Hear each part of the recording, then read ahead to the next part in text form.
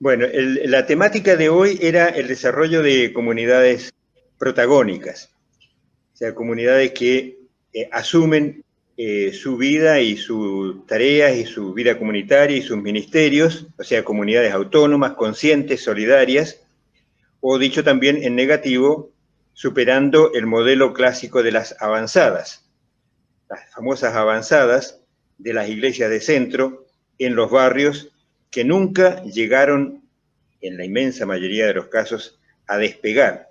Quedaron ahí como comunidades subalternas, subordinadas, y que nunca pudieron desarrollarse como iglesias constituidas, como comunidades autónomas. Bueno, eso nomás. Y en primer lugar les propongo una parábola, la parábola de los caminantes de Emaús, que es una parábola que se ha usado mucho en la terminología de la educación popular, pero que también nos puede servir, por cierto, para la pastoral popular. Muy bien. Vamos. Bárbaro.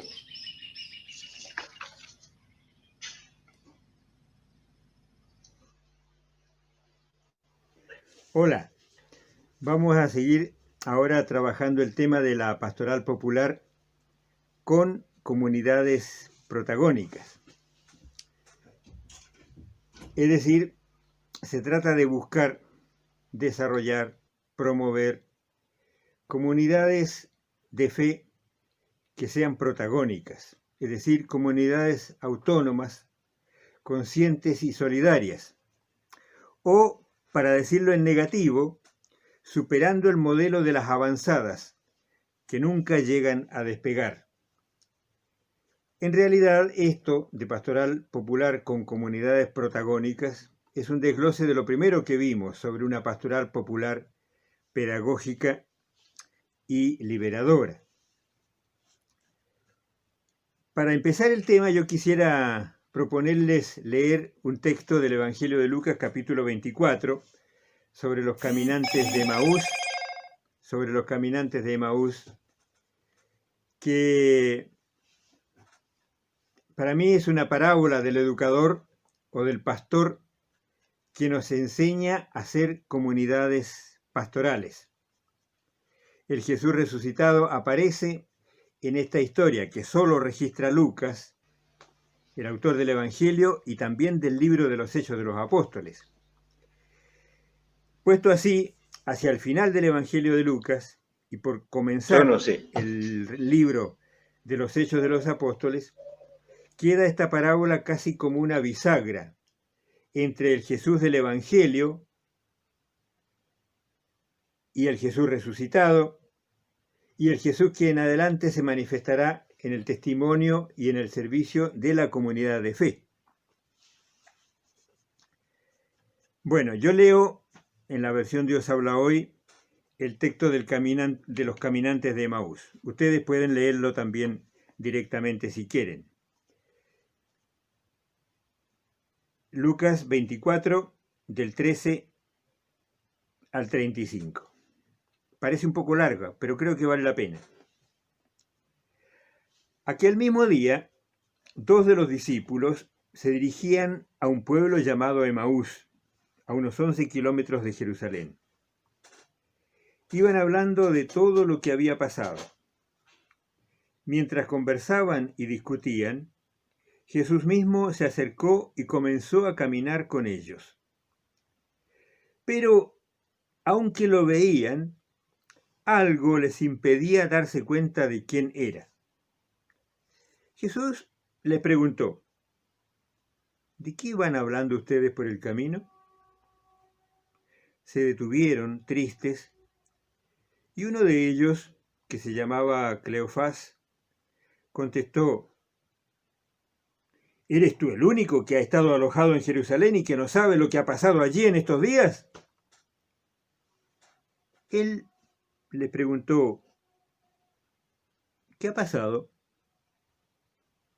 Le dijeron lo de Jesús de Nazaret, que era un profeta poderoso en hechos y en palabras delante de Dios y de todo el pueblo, y cómo los jefes de los sacerdotes y nuestras autoridades lo entregaron para que lo condenaran a muerte y lo crucificaran.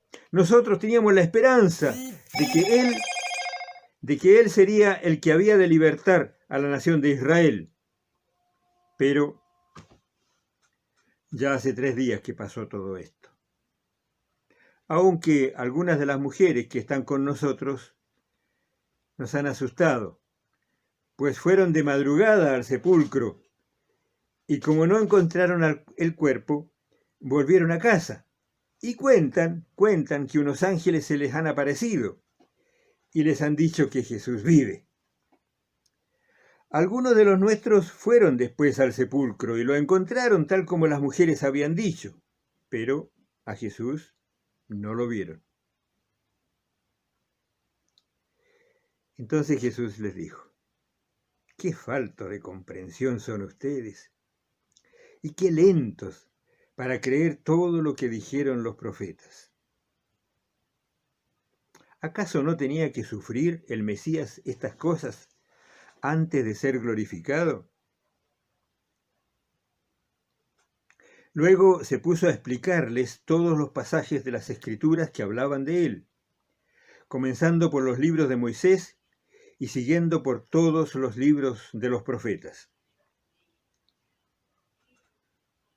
Al llegar al pueblo a donde se dirigían, Jesús hizo como que iba a seguir adelante, pero ellos lo obligaron a quedarse, diciendo: quédate con nosotros, porque ya es tarde, se está haciendo de noche. Jesús entró, pues, para quedarse con ellos. Cuando ya estaban sentados a la mesa, tomó en sus manos el pan y, habiendo dado gracias a Dios, lo partió y se lo dio. En ese momento se les abrieron los ojos y reconocieron a Jesús, pero él desapareció. Y se dijeron el uno al otro: ¿no es verdad que el corazón nos ardía en el pecho cuando nos venía hablando por el camino y nos explicaba las Escrituras? Sin esperar más, se pusieron en camino y volvieron a Jerusalén, donde encontraron reunidos a los 11 apóstoles y a sus compañeros, que les dijeron: de veras ha resucitado el Señor y se le ha aparecido a Simón.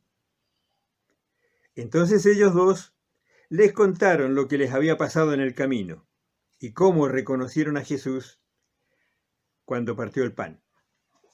Bueno, hasta ahí la lectura. Vamos a mirarlo muy brevemente, este relato parabólico. Primero, este maestro pastor que le sale al encuentro a estos dos caminantes que iban frustrados, desilusionados, derrotados después de la muerte, después del asesinato de Jesús de Nazaret. El Maestro resucitado sale a nuestro encuentro, camina con nosotros,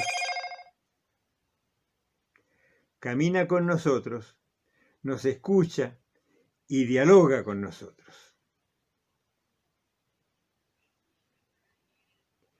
Jesús parece que tenía muy buen humor, porque hace como que no entiende, hace como que no sabe nada. Le sigue la corriente. Lo que él quería era dialogar con ellos, conversar con ellos, hablar con ellos. Este es el Jesús, pastor, maestro.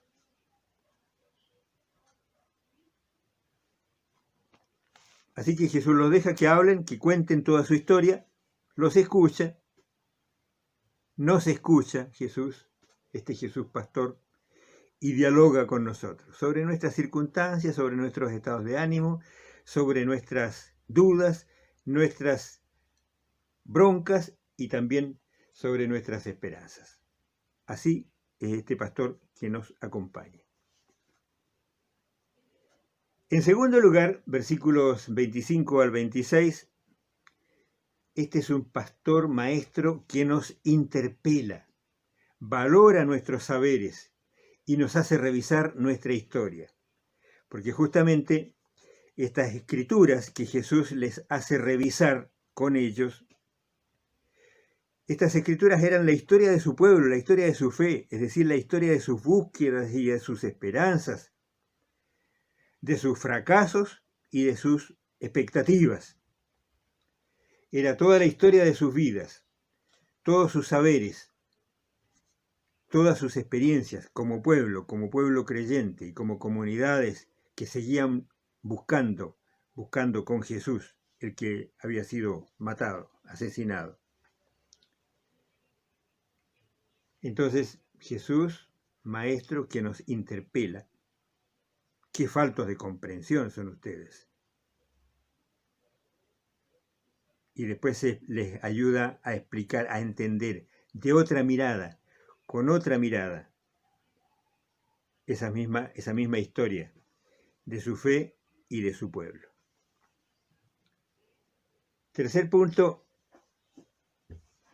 este maestro, este pastor, que nos invita a ser solidarios y nos da señales de su presencia. Al llegar al pueblo a donde se dirigían, Jesús de nuevo juega con ellos, Jesús dramatiza con ellos, representa una situación para provocarlos a ver si ellos se ponen en una postura distinta, a ver si ellos salen de la bronca y del desaliento y de la frustración y se ponen más bien en un rol protagónico y en un rol solidario. Hace como que se quiere ir y les da la oportunidad de que ellos lo inviten. Quédate con nosotros, porque ya es tarde, se está haciendo de noche. Este es el pastor maestro que nos invita a ser solidarios, porque se queda Jesús con ellos.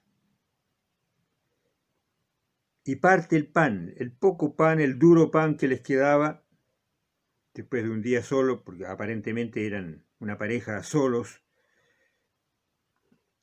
vivían solos, puede haber sido un hombre y una mujer, pueden haber sido dos varones. El punto es que cuando están sentados a la mesa, toma en sus manos el pan y habiendo dado gracias a Dios, los parte y se los da. En ese momento se les abren los ojos y se dan cuenta de que este caminante, este maestro, pastor, era Jesús, el que había partido y compartido el pan con ellos en la orilla del lago. Reconocen a Jesús. Entonces, maestro, pastor, que nos invita a ser solidarios y nos da señales de su presencia. Y finalmente, este maestro pastor que nos deja solos, porque tenemos que seguir la aventura de esta fe que Jesús vino a inaugurar, a abrir. Esta historia del reino de Dios tenemos que hacerla nosotros, aunque seamos pocos y malos y no muy buenos seguidores, somos nosotros los encargados de continuar esta historia de Jesús. Por eso se escriben los hechos de los apóstoles, los hechos de los seguidores de Jesús. En ese momento se les abrieron los ojos y reconocieron a Jesús, pero él desapareció. Y entonces se dan cuenta y se dicen, ¿no es cierto que el corazón nos ardía en el pecho cuando nos venía hablando por el camino y nos explicaba las Escrituras? ¿Pero qué hacen? Se ponen en camino, vuelven los 11 kilómetros que habían del camino de Emaús, a donde iban, vuelven a Jerusalén, se encuentran con los 11 apóstoles y sus compañeros, que enseguida les comparten ellos también la noticia, de veras ha resucitado el Señor, y se les ha aparecido a Simón, y ellos también pueden dar su testimonio, y se reúnen con esta comunidad pastoral también ella, pastoral y misionera, porque entonces empieza el camino de los hechos de los apóstoles, el recorrido de las primeras comunidades cristianas que empiezan a dar testimonio de este Jesús, pastor, maestro y misionero, el que los envía y el que los pone en este rol protagónico que tienen que empezar a... Preguntas, comentarios. Hugo. Hola, ¿cómo están, hermanos? Un gusto en verlos desde aquí del sur. Con mucho frío, nieve cerca. Bien. Gracias Guido. Cerca de acá, entre algunos se anduvo por aquí de viaje, entre San Martín de los Andes y Junín de los Andes. En Junín de los Andes hay un lugar que se llama Vía Cristi. Vía Cristi.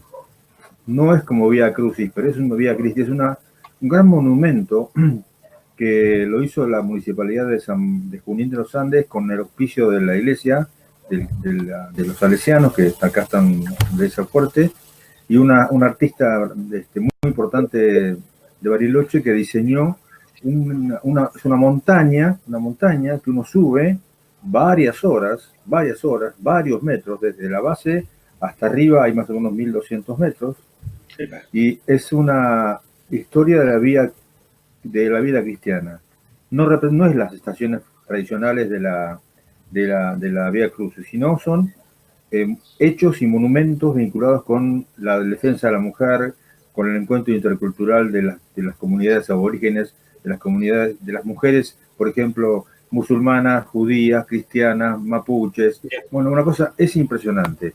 Lleva mucho trabajo subir. Yo llegué hasta el primer nivel, que será más o menos unos 800 metros. De ahí ya no me dio más el cuerpo. Los amigos que estaban ahí, que eran amigos alemanes, pudieron subir.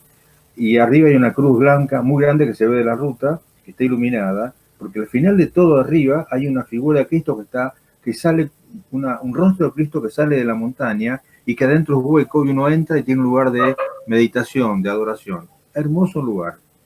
Entre la cruz y tremendamente difícil con escalinata, hay una estatua gigante con los caminantes de Maús. Gigante. mira. Pero va Jesús caminando y lleva al hombre de un lado y a la mujer embarazada del otro. Qué bonito. Qué bueno. Qué lindo. Y mira hacia el Cristo. Ya han dejado la cruz y esta parte del monumento, pero el Cristo, estamos hablando de, no sé, 4 metros de alto, la figura de Cristo, y los colegas están a esa altura, los caminantes, ¿no? Y esos están caminando, están mirando hacia el Cristo que está arriba, está el rostro que está en la piedra y que se puede entrar adentro a meditar, pero han dejado la cruz. ¿Me explico? Qué bueno. Miran hacia arriba. Qué bárbaro. Uno que pueda venir por acá, les recomiendo que lo hagan porque suena como pasaje turístico, pero no es turístico. Tiene un contenido extraordinario en todo, cada uno de los lugares. Tiene un contenido. Hay un lugar donde está Jesús hablando a los discípulos, pero están mezclados con Gandhi, con Mandela, con Adolfo Pérez Esquivel, la Madre Plaza de Mayo. Es una mezcla así de... Está predicando a toda esa gente junta. Pero esta cosa de la imagen de Jesús abrazando a un hombre y a una mujer, y la mujer embarazada, me cambió la cabeza a mí de lo que decía Guido. Dijo, serían 2 hombres, o serían una... Nunca pensé que era una mujer, y menos embarazada. Claro. Qué bueno. Buenísimo. Si encuentro por ahí la foto, se las mando, porque la verdad que está muy lindo. Bueno, perdón, terminé.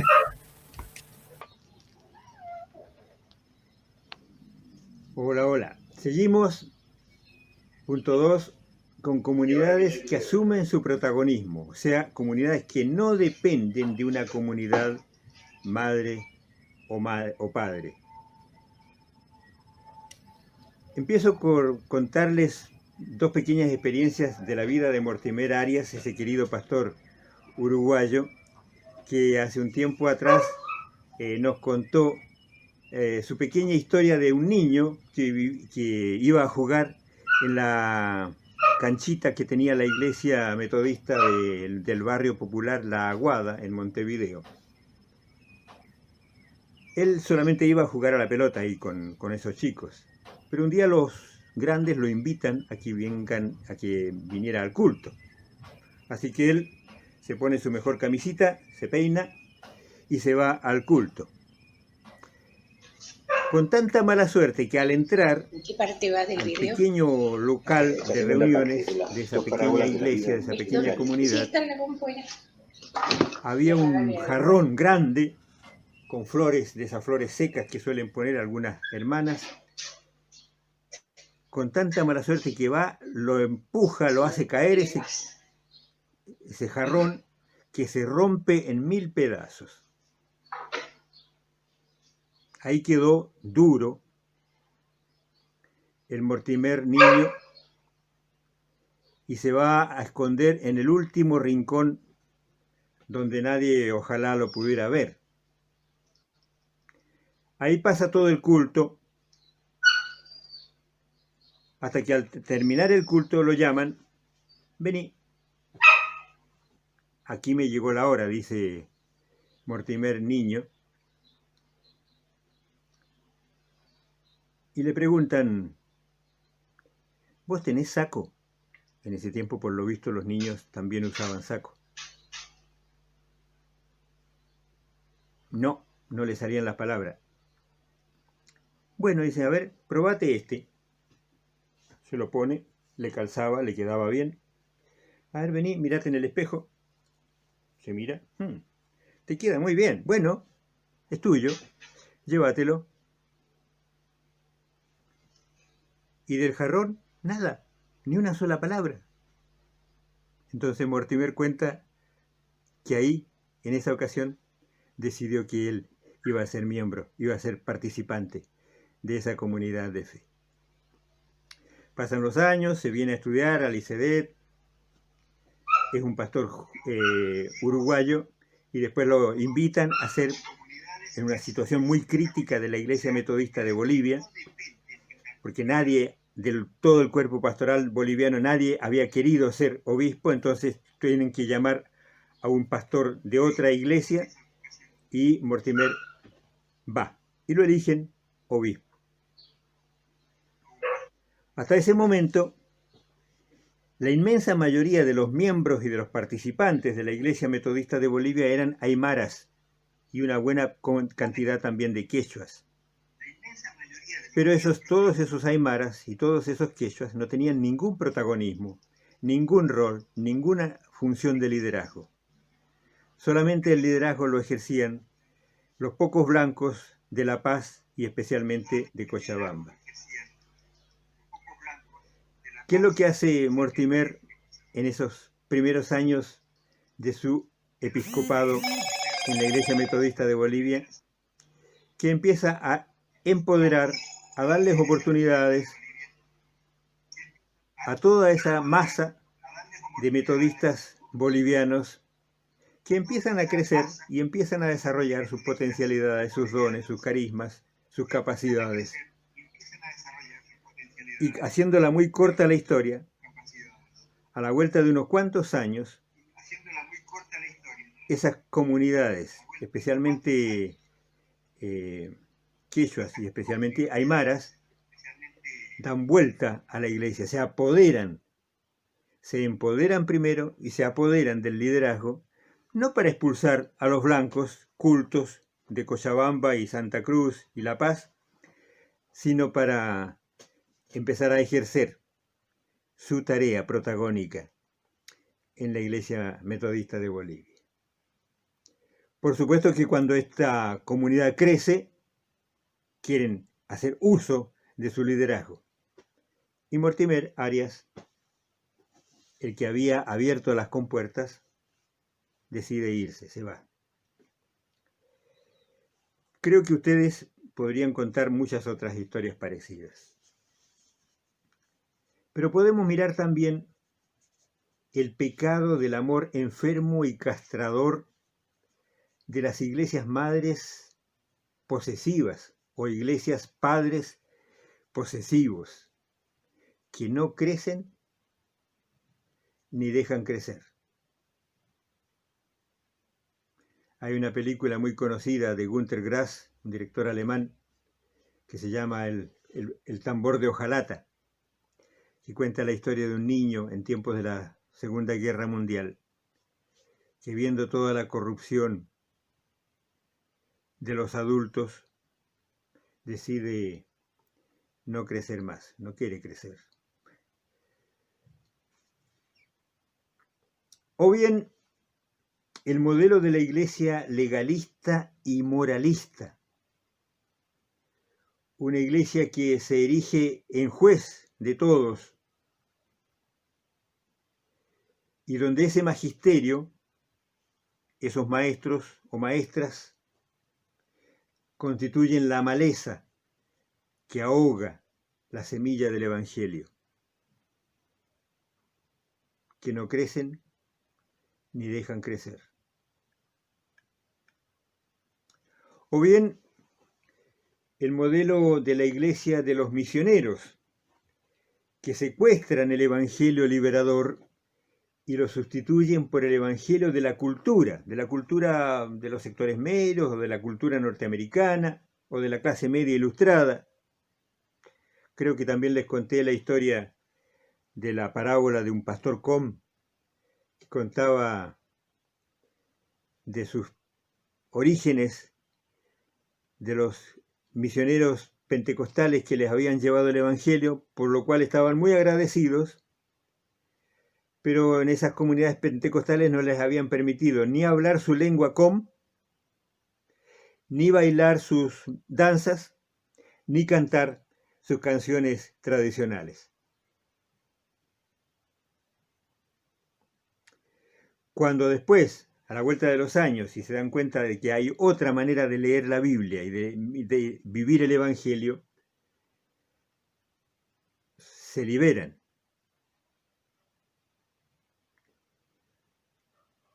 Y empiezan a hablar en Com y reconocen a un Dios que habla en Com, en lengua Com, un Dios que puede cantar sus canciones y que hasta les ayuda a recuperar sus danzas que las habían perdido totalmente. Bueno, por ahí paro de nuevo. No sé si pudieron escuchar la primera parte que yo empezaba a contar de estas dos parábolas en la vida de Mortimer Arias. La última. El niño que va a la aguada, ¿sí? ¿Lo escucharon eso? Sí. ¿Sí? Ah, bueno. Del jarrón, sí. Eso, ahí está. Perfecto.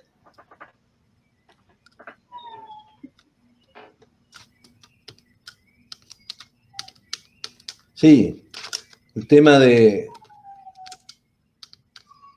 creo que lo hablamos en otras clases, ¿no? Cómo a veces una congregación predica mucho más allá de las palabras y desde el púlpito, ¿no? Esa acción de no hacerle notar lo que había hecho fue mucho más poderosa que cualquier predicación. Totalmente. En otro lado, algo que yo viví también hace muchos años cuando estaba en primeros años de estudios y estaba ayudando en la iglesia en un barrio muy popular, que ya no está más, no existe más, la iglesia. Es el ejemplo contrario, ¿no? En momento de Santa Cena,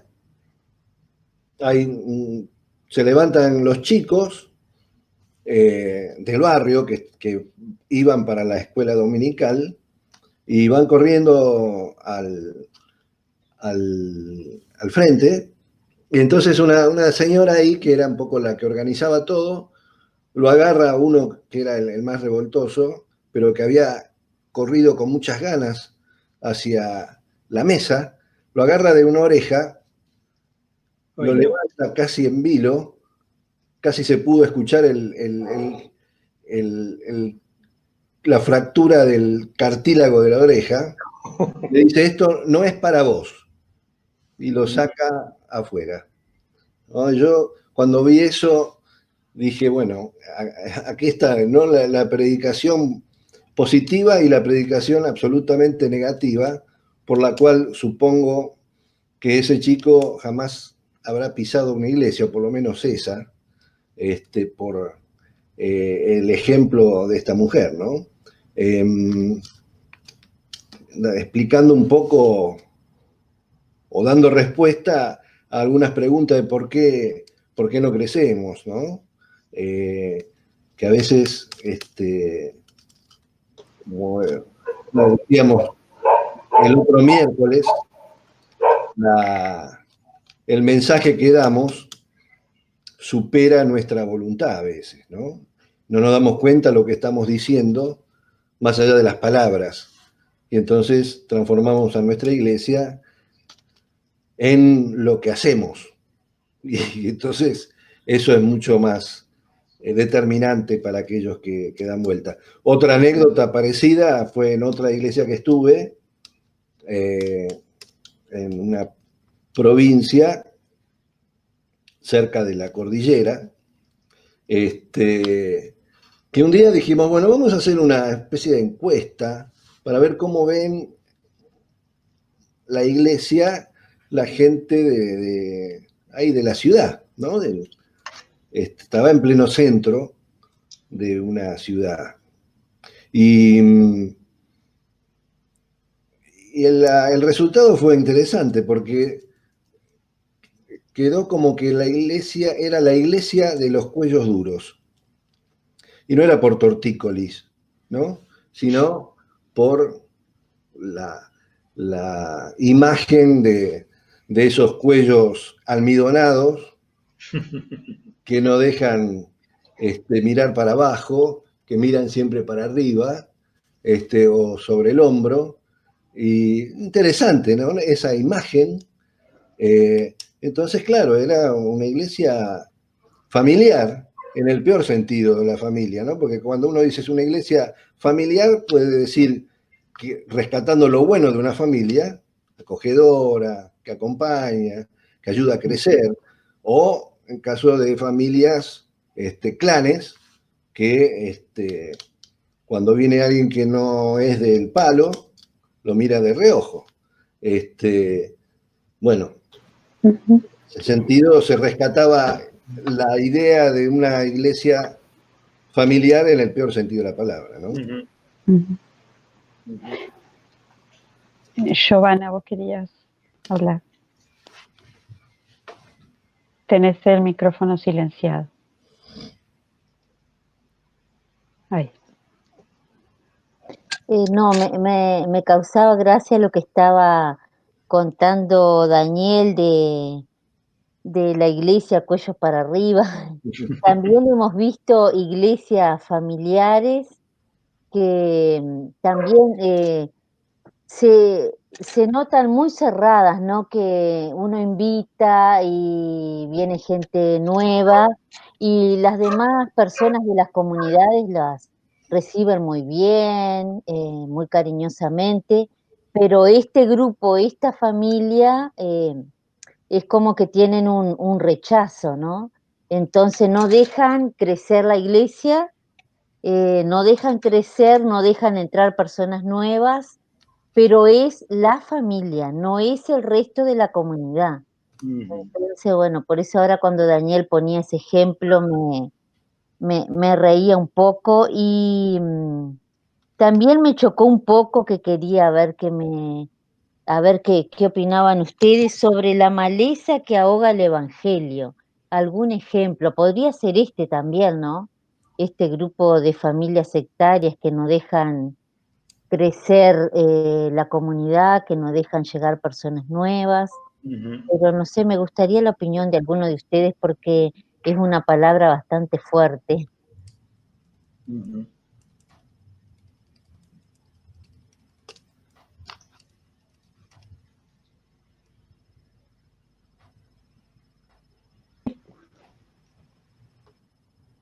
Sí, no sé, me parece que con las mejores intenciones, a veces se riega la maleza y no el trigo, ¿no? Entonces, los resultados son cantados. Y sí, aunque suene duro, es maleza que ahoga una iglesia que debiera ser viva, ¿no?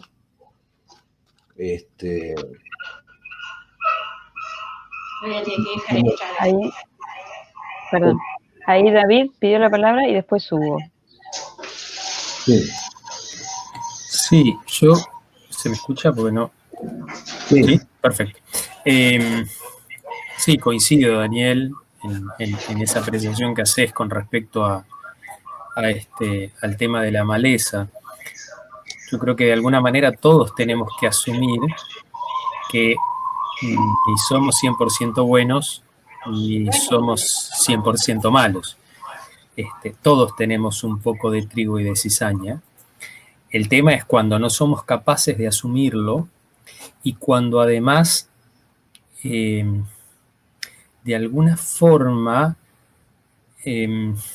nos plantamos en no es mi responsabilidad. A mí me llamó la atención esto que vos decías de no es la iglesia, es una familia. Mi pregunta ¿es una familia de otra iglesia? Porque a veces en las oraciones clásicas uno dice, por lo que, ¿no? Cuando en los momentos de confesión, por lo que hemos hecho y lo que hemos dejado de hacer. Lo que una iglesia, lo que una comunidad de fe permite, también es responsable. Más allá del grado de responsabilidad y si es el mayor o el menor responsable, pero en definitiva hay una responsabilidad también de quienes no actúan, de quienes miran para otro lado. Es decir, la gente no se va porque hay una familia que no quiere que gente nueva entre. Pasan nuestras comunidades. No es que la gente se va porque no le gustó lo que dijo él, aquella o el de más allá, o porque la comunidad es más abierta o más cerrada. Todos tenemos nuestro grado de responsabilidad en la medida en que no levantamos nuestra voz y no intentamos hacer algo para cambiar la situación. Porque es muy fácil, y a todos nos pasa, y hasta es tranquilizador de conciencia, encontrar el chivo expiatorio. En todas las comunidades tenemos eso. Es más fácil decir, la culpa es de fulanito o de menganita, que decir, ¿cuál es mi grado de responsabilidad en esto que está pasando? El que yo me quede en silencio, que a veces es importante por el bien de la comunidad, no termina siendo un barro para abajo de la alfombra para evitar ese famoso tema de no hay que dañar la imagen de la iglesia porque puede ser muy perjudicial. A veces sí y a veces no hay recetas, pero hay momentos en los que uno se tiene que cuestionar hasta qué punto el silencio no contribuye a que una injusticia se perpetúe. Y entonces ahí también es responsable. Hugo.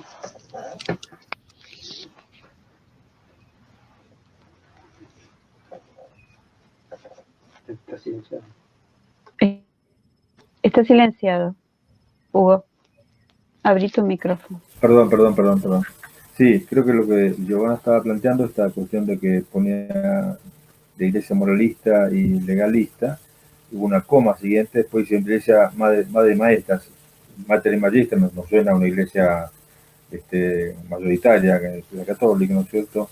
Donde el magisterio, o sea, el que interpreta la palabra, es la maleza que ahoga la semilla del evangelio. Creo que ahí está apuntando una crítica muy saludable que le vale para la iglesia católica como mayoritaria, porque ha hecho de eso su razón de ser, digamos, es la que interpreta la doctrina, ¿no es cierto? Pero también a las iglesias nuestras, que básicamente por una mirada conservadora, con una mirada de tipo fundamentalista, por una mirada reaccionaria, hacen de esa lectura del Evangelio una maleza, digamos. Se tarda bastante en descubrir la profundidad del Evangelio liberador que está por debajo. A veces, ¿cuánto nos ha pasado así? Pero esto estaba ahí y no lo veíamos. ¿Por qué? Porque de alguna manera el discurso, las prácticas, lo ocultaban. En ese sentido, yo siempre a veces he confiado muchísimo en nuestros himnos, en nuestra liturgia cantada. Es muy rica en ese sentido. adelante de las interpretaciones bíblicas de a veces doctrinales, los himnos. Decimos y interpretamos el pensamiento del Evangelio en los himnos mucho más avanzado a veces que en los discursos. Por eso que me parece que yo creo que no predomina en nuestro ambiente de metodista este discurso del Evangelio que me parece a mí, ¿no? Que oculta, que es maleza. Al contrario, creo que es un Evangelio que libera, ¿no? No fue fácil, no ha sido fácil, pero siempre ha sido un ejecutivo de mirada abierta hacia el Evangelio. Y yo creo que en ese sentido las teologías que hemos recibido nos ayudaron a retrabajar eso que estaba abajo, ese discurso que estaba oculto. Me acuerdo una frase, ¿se acuerdan de Rubén Alves cuando decía que le debemos a las ciencias sociales de que haya recuperado del pensamiento de los profetas el tema de la justicia de repente? O sea, como que yendo para atrás en la historia, dejando tanto, a partir de ciertas miradas de los textos bíblicos, trajimos toda la lucha de los profetas al presente, ¿no? Creo que en sentido, no recuerdo esa frase de Rubén Alves que era bastante simple y muy concreta, ¿no? Así que me parece que hemos luchado mucho para sacar la maleza y yo creo que en general bastante, y además no existe en general, hablo por supuesto con un conocimiento limitado, no existe manipulación en general de los que están predicando y manejando los textos para llevarlos a otros lados. Creo que no pasa eso en nuestra iglesia. Ha habido bastante reflexión y bastante apertura y bastante comprensión para que los textos sean fluyan y salgan las verdades más profundas, ¿no?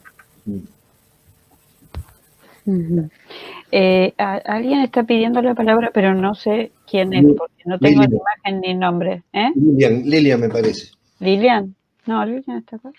Ah, Graciela. Dale, Graciela. Sí.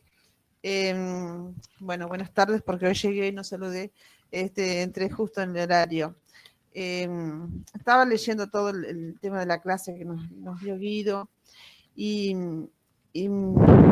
yo quería contar una experiencia que nos pasó acá en Paraná en el 2010 aproximadamente, ¿no? En relación a la iglesia legalista y moralista. Viene una pareja en ese momento, estábamos sin pastor con designación. Viene una pareja a través del INADI, una pareja homosexual que quería una bendición, que hacía muchos años que vivían juntos, que ellos habían decidido formalizar, digamos, su relación, iban a hacer una fiesta en una localidad cerca de Paraná, en Crespo, una ciudad, la mayoría son de origen alemán. Bueno, viene a pedir a la iglesia metodista enviada por el INADI una bendición. Imagínense, en el 2010 tuvimos que hacer una pequeña reunión y, bueno, la mayoría no estaba de acuerdo, porque esto no era Sodoma y Gomorra, así. Entonces estoy tratando de relacionar, digamos, con todo lo que hemos hablado con Guido, ¿no? Tuvimos una entrevista, éramos dos que decidimos entrevistarlo, a esa persona, a esa pareja que quería la bendición, que nos contara por qué habían elegido la iglesia metodista, qué era para ellos, digamos, la bendición que ellos nos pedían. Así que tuvimos una charla muy linda, y donde nos hablaban de su amor, donde nos contaban la experiencia de vida de los dos, donde el papá de uno estaba muy grave y que ellos querían justamente hacerlo antes de que falleciera ese papá. Nos costó mucho. Teníamos el aval del obispo en ese momento, pero claro, no era la pastora designada en Paraná. Era otra pastora, también metodista, pero que estaba viviendo acá en Paraná. Se hizo la bendición en Crespo, en el salón donde ellos habían pedido. Y pasaron los años, digamos, todas esas, muchas de esas personas, digamos, que nos cuestionaban, el hecho de que apoyamos a esa pareja. Digo apoyamos porque éramos 2 o 3 de acá de Paraná. Que yo le decía, ¿qué pasa si tu hijo o tu nieta o quien sea viene y te dice, mirá, qué sé yo, abuelo, tía, mamá, me gusta una chica y lo siento así? ¿Quién soy yo para decir está mal si te estás siendo sincera? Entonces esto pasa, lo relaciono con lo de acá, ¿no? El hecho de saber escuchar, que a veces no escuchamos, oímos, sí, pero ya tenemos nuestro prejuicio, nuestra opinión, digamos, la tenemos pensada, así que no nos interesa en el fondo. Y el hecho de la empatía, de saber qué es lo que el otro está sintiendo en ese momento. Y voy a lo que actualmente digo, hoy en día esto ha cambiado y gracias a Dios que la iglesia por lo menos se puede hablar, se pudo charlar. Yo en ese momento estaba en la Junta General, era todo un tema muy delicado, pero que en este curso creo que me viene muy bien poder contarlo y que lo tengamos presente en todas las congregaciones. El modelo justamente de la iglesia legalista y moralista. Porque yo sé que hay congregaciones que se oponen categóricamente a todo esto, y bueno, pero el Señor nos habla de amor, por sobre todo. Entonces quería compartir esta experiencia,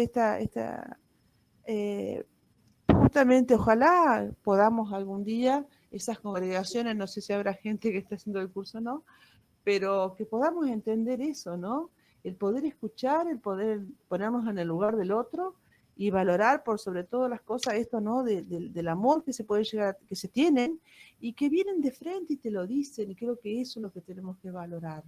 Así como escuchaba recién el relato de Guido de Mortimer Aria, ¿no? Que cuando rompió el jarrón y que se escondió. ¿Por qué? No tiene por qué esconderse. Así que realmente me parece muy, muy, muy bueno este curso. Quería ponerlo acá en este momento porque creo que está relacionado con todo lo que hemos dado más que nada a la clase de hoy, ¿no? Quería compartirlo. Voy a darle la palabra a David y a Daniel. Antes voy a meter un bocadillo muy chiquito. Escuchaba a Hugo y estaba pensando justamente, Graciela, en que la ampliación de derechos a nivel de la sociedad fue por delante de la iglesia. Y la iglesia en algunos lados tiene bastante dificultad de acompañar esa ampliación de derechos en varios sentidos, ¿sí? Este caso que vos mencionas es uno de ellos. Sí. David y Daniel. Sí, te agradezco lo que planteaste. Me parece que es muy pertinente, no solo en este tiempo, sino además en la iglesia. Creo que es un pendiente, un debe muy grande que tenemos como iglesia. Y yo, mientras ibas hablando además, y esto de quién soy yo para juzgar, y lo que planteaba Guido de la importancia de no hacer el énfasis en los detalles negativos, sino en otra cosa. Y en esta historia de Mortimer, a ver, bueno, perdón, no es solamente el tema de, bueno, no se le prestó atención, en este caso, a lo del jarrón. El chico no se acercó por lo que normalmente estaba haciendo, o lo que estaba acostumbrado a que los demás compartieran con él. La historia era, jugaba al fútbol todos los días, pero no iba a la iglesia. Decidió ir a la iglesia cuando hubo algo diferente a lo que estaba acostumbrado. Estaba acostumbrado a que si rompía algo, evidentemente se la ligaba. Y encontró un espacio donde la respuesta fue otra. Yo tuve el privilegio, y lo puedo decir, de haber estado por venir de Uruguay, simplemente por eso, nada más. Tuve el privilegio de conocer en la historia de la Iglesia Metodista Uruguaya 3 grandes. A Violeta Caballero, a Emilio Castro, con quien compartimos muchísimo, y a Mortimer Arias también. Y los 3 se acercaron a la iglesia precisamente no porque la iglesia los juzgaba y les decía que lo que estaban haciendo estaba mal o era fuera de lugar, sino porque los aceptaron tal como era. En el caso de Violeta Caballero, con su pobreza extrema y ni siquiera teniendo zapatillas como para poder ir. Vení igual, este es tu espacio. En el caso de Emilio Castro, él arrancó en La Aguada, justo que comentaban, él arrancó en La Aguada, era un chico del barrio, y ellos se dedicaban a tirarle piedras al techo de la iglesia de La Aguada, porque como era de chapa sonaba. Entonces cada vez que había un culto, ellos pasaban por afuera y le tiraban andanadas de piedras al techo para que les hiciera ruido a los que estaban en el culto. La iglesia, en lugar de expulsarlos, los recibe. Y en el caso de Mortimer, bueno, lo que comentaba Guido, ¿no? Entonces yo digo, comparándolo con lo que comentaba Daniel, de al chico que lo sacaron poco más que colgando de las orejas, ¿qué diferencia, cuántos líderes nos habremos perdido porque en lugar de abrazar y abrir las puertas y ponernos en jueces de la vida de los demás, ¿eh? Tendríamos que haber abierto las puertas y decir, y bueno, tiraste algunas piedras, está bien, ¿qué vas a hacer? No sé, entraste corriendo, este también es tu lugar. No sé, no tenías zapatillas, no sos el más correcto, entre comillas, para estar acá. No importa, este es tu lugar, acá no hay ninguno que sea más que otro. ¿Cuántos líderes y lideresas nos habremos perdido por tener una actitud de cerrar puertas en lugar de abrir? ¿Cuántos? ¿Cuántas? ¿Y cuántos más nos vamos a seguir perdiendo antes de darnos cuenta de que tenemos que cambiar? Daniel. Sí, no. Pondría un moñito con lo que dijo David. Me acuerdo de alguien que decía que Jesús siempre, cuando mira a alguien, no mira quién es, sino quién puede llegar a ser, ¿no? A veces eso nosotros no lo hacemos. Y un poco volviendo al tema de los caminantes de Emaús, los que iban caminando, justamente no pudieron ver a Jesús porque tenían su esquema de lo que tenía que ser medio ya cerrado, ¿no? Y entonces eso les impedía ver la nueva voz de Dios que les estaba hablando, en un lenguaje distinto al que ellos esperaban. Y eso me lleva a pensar toda una discusión a nivel teológico, histórico, que es si ya Dios dijo todo lo que tenía que decir o sigue diciendo cosas. O diciéndolo de otra manera, si el canon ya está cerrado o está abierto y Dios sigue revelando cosas. Eso mostraría que la Biblia es la base, pero hay cosas que por el momento en que se escribió la Biblia no están. Entonces uno tiene que entender que ese Dios que se reveló en la Biblia sigue diciendo cosas más allá del tiempo en que se escribió la Biblia. Y en ese sentido, pensando un poco lo que decía Viviana, que las sociedades van ampliando sus horizontes, los derechos, y que muchos se quedan atrás. Porque a veces en la iglesia pensamos que ya Dios dijo todo lo que tenía que decir y vamos a la Biblia buscando ejemplos que no vamos a poder encontrar, porque justamente la Biblia habla en un tiempo y en un espacio determinado, pero el Dios que se revela en la Biblia se sigue revelando en la historia. Entonces, hay cosas que nos quedamos como los caminantes de Emaús, ¿no? Con un esquema cerrado, por lo tanto, es imposible que se pueda, desde la iglesia, con un esquema cerrado, ver y descubrir que Dios nos está hablando a través de esos nuevos derechos que van apareciendo. Entonces lo vemos como una amenaza a la acción de Dios. Pero evidentemente aquellos que, bueno, aquellas iglesias que están dispuestas a descubrir un Dios que se sigue revelando, aunque lentamente, y aunque siempre detrás de las sociedades, del movimiento de las sociedades, van abriendo un poco. En ese sentido yo soy optimista, porque, qué sé yo, pensar hace 30 años era muy difícil pensar en una pareja divorciada, ni que hablar de un pastor divorciado.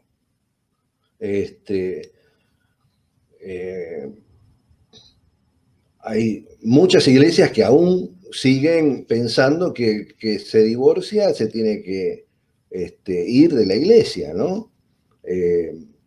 En cambio, bueno, la iglesia metodista, eso se trabajó, se estudió y tuvo como una posibilidad de ver que Dios está hablando más allá de lo que estábamos acostumbrados, y esa ampliación de derechos y ampliación de la visión de la revelación de Dios pasa por no tanto por el levantar el índice para juzgar, sino abrir los brazos para amar, ¿no? Que el centro del Evangelio es eso. Entonces, en ese sentido, porque el tema del divorcio se ha superado y hoy la Iglesia Metodista no solamente acepta, y en algunos casos yo lo he hecho también, he acompañado una bendición de una separación, ¿no? Muy informal, pero sí, como dándole cierre a una etapa para que pueda abrirse otra. Busqué la forma de hacerlo con una liturgia muy, muy sencilla, pero el tema de los pastores casados, que hasta hace 20 años era impensable, la posibilidad de volverse a casar aún más impensable. Yo mismo cuando le comenté al obispo que me iba a volver a casar y que íbamos a hacer una ceremonia, me dice, pero que sea de perfil bajo, ¿no? Todavía en ese momento se veía como que la cosa no era demasiado, sino un segundo matrimonio tenía que estar en un nivel más escondido que un primer matrimonio. Y eso se fue superando también. Así que me parece que la clave está justamente, si tenemos los oídos abiertos, como en la Edad Media dibujaban a los profetas escribiendo con una mano y poniendo el oído así, la mano en el oído para escuchar a Dios, ¿no?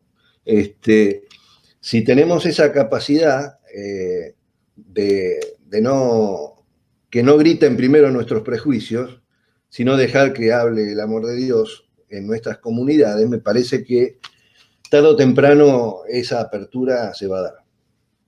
Y nos va a permitir hacer iglesias nuevas, ¿no? Receptivas.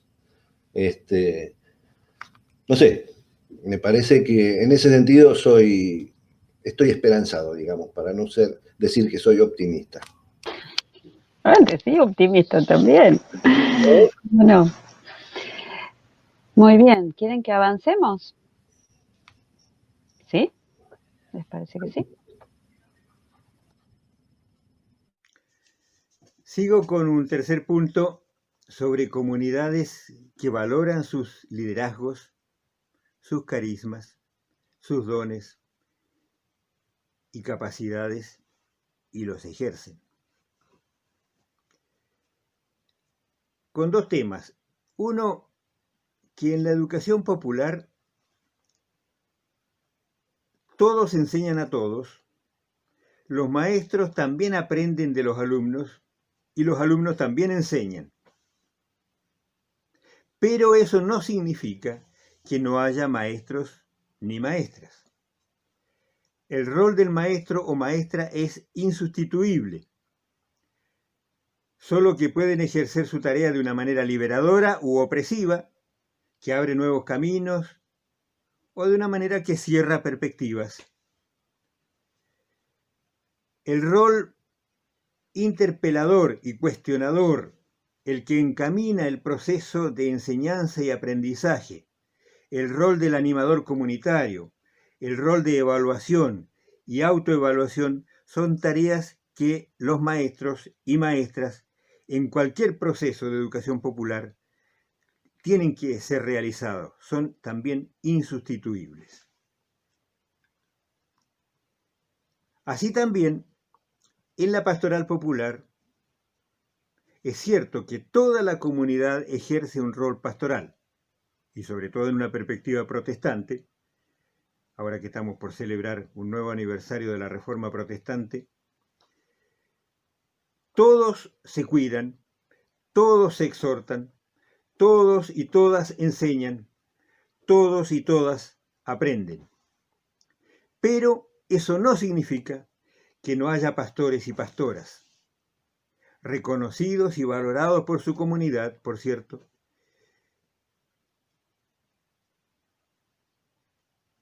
y ese rol de pastor o pastora tiene que ser animado, tiene que ser reconocido, tiene que ser estimulado, tiene que ser acompañado, por cierto.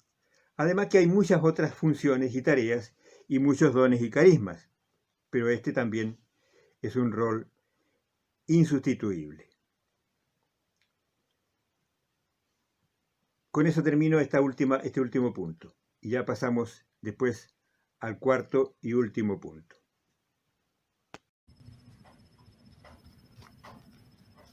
Sí, Hugo.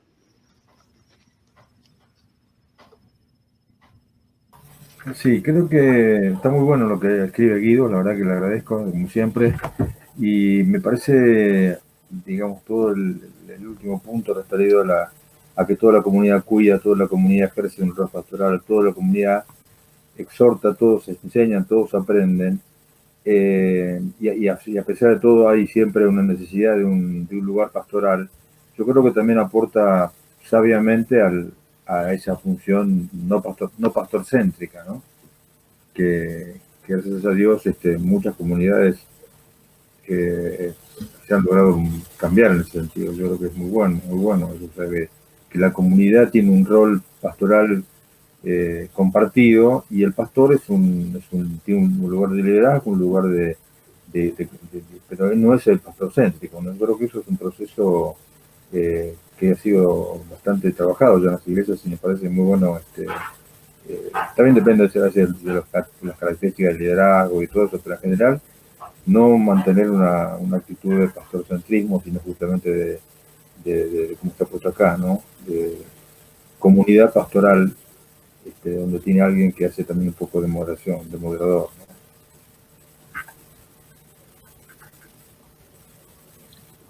Sí, a ver, ¿puedo agregar algo yo?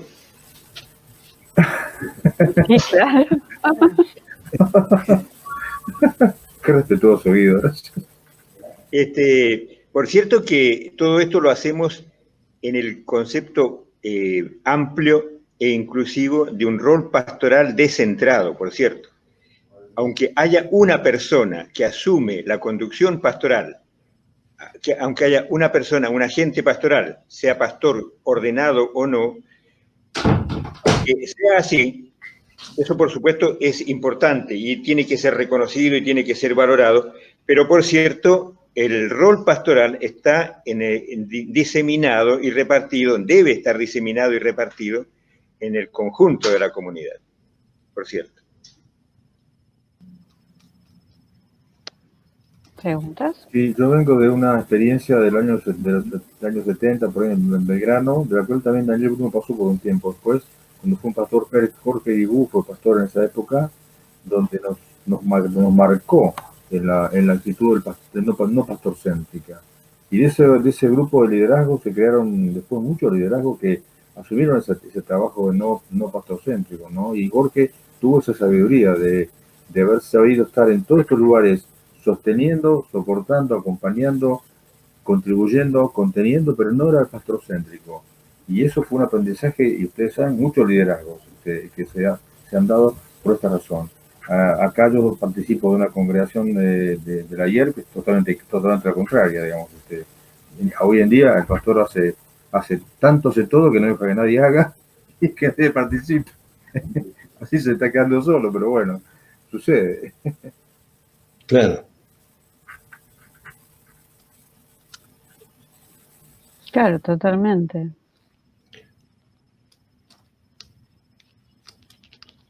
Pero todavía cuesta, ¿no? En algunas comunidades cuesta.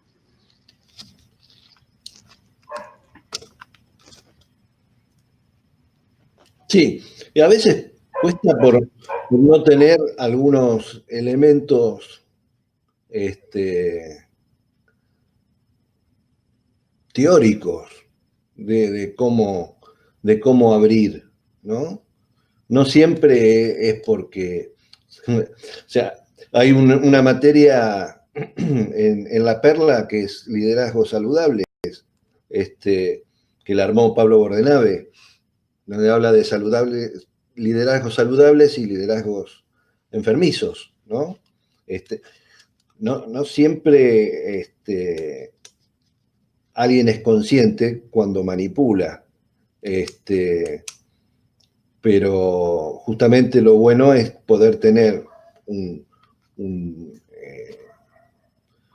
criterio o un marco teórico para moverse y poder descubrir qué o cómo se debe trabajar para justamente no ser bajo quizás la buena intención, decir, no, para ser un buen pastor debo estar presente en todo y hacer todo, y de esa manera va generando líderes que repiten ese modelo. Por el contrario, la otra posibilidad justamente es, como decía Hugo, estar por detrás y desafiando los potenciales o los carismas que mencionaba Guido, que están presentes en todos, ¿no?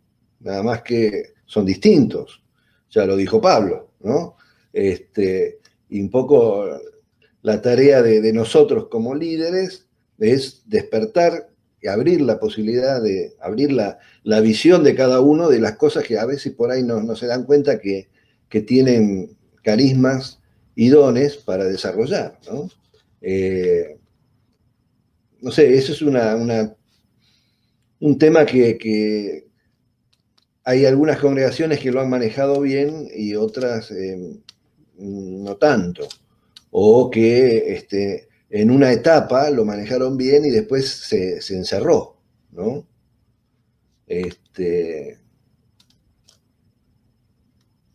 a veces, bueno, los líderes de una comunidad, que son los que se quedan, transforman el perfil del pastor o la pastora que viene, ¿no? Porque por lo general los pastores y pastoras son de paso, y adoptan el perfil de ciertos liderazgos fuertes, o no, o creativos, o manipuladores, que viene no del pastor, sino de la comunidad, y transforma al pastor o la pastora, ¿no? Eso también se da, me parece que hay que tenerlo presente.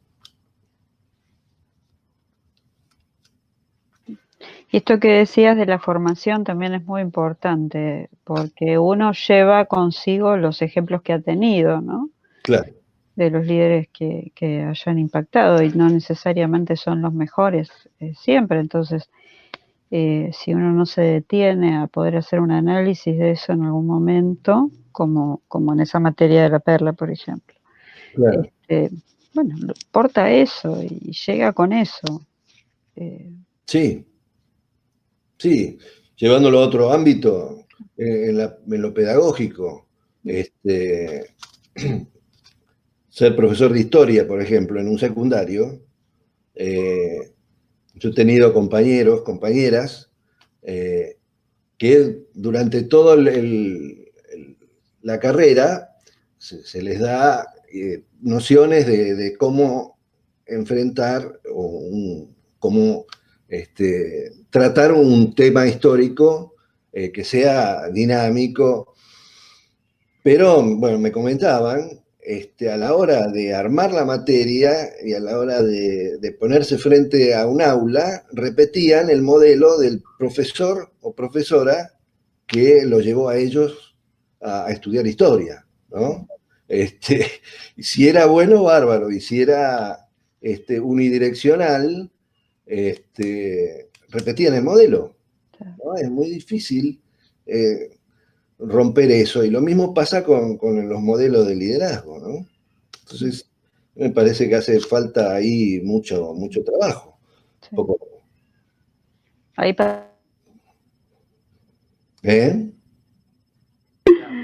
que ahí pasamos el chivo de que en todos los cursos tenemos algo de eso.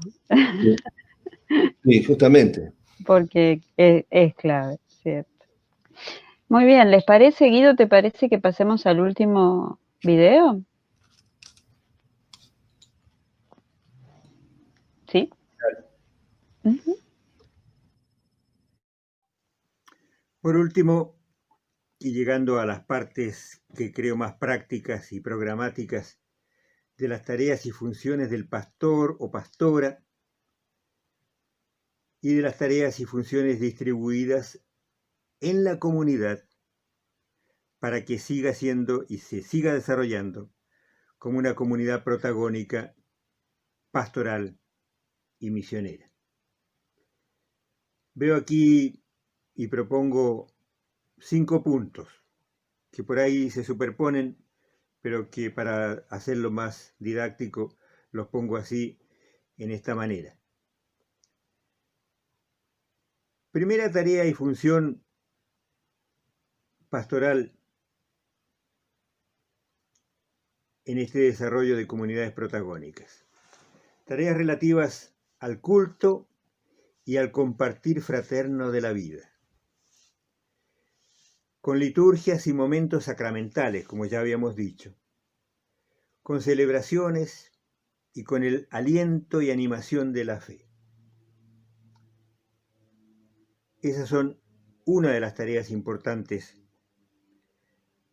a desarrollar desde el punto de vista pastoral en una comunidad que quiere llegar a ser protagónica. En segundo lugar, tareas relativas a la palabra, al anuncio y la reflexión del Evangelio, con conocimiento de la realidad y con acciones comunicativas, porque no se trata de repetir el Evangelio tal como fue predicado y anunciado en las comunidades gentílicas del primer siglo,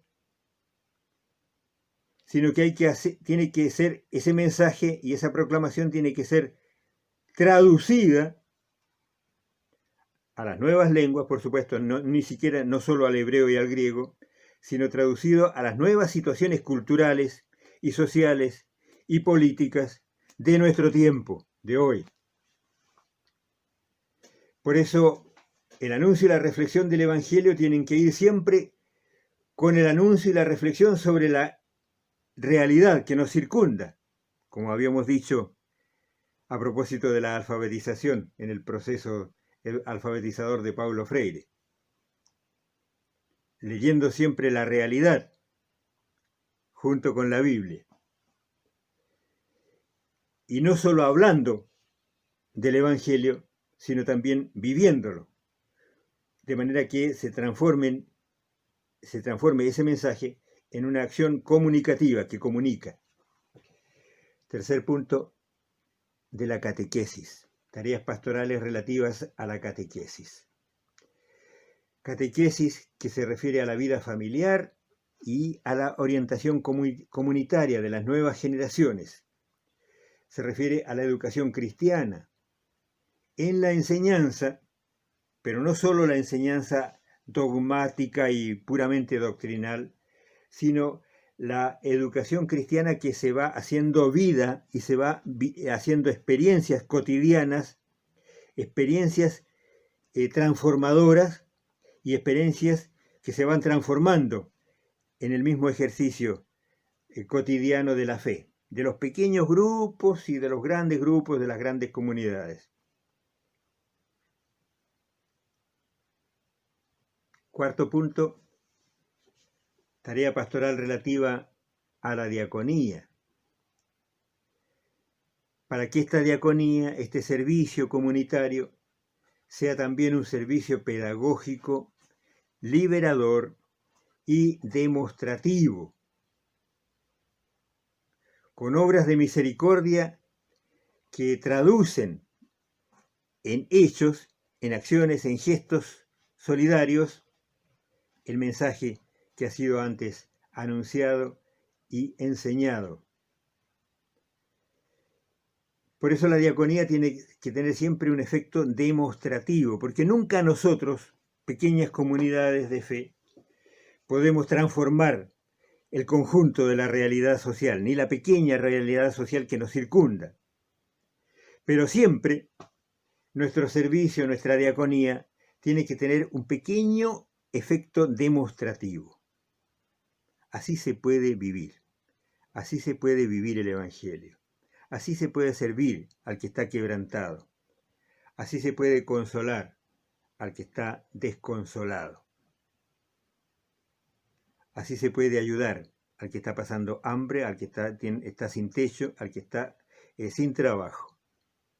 Pequeños gestos, pequeñas acciones que van mostrando y demostrando cómo vivimos el Evangelio.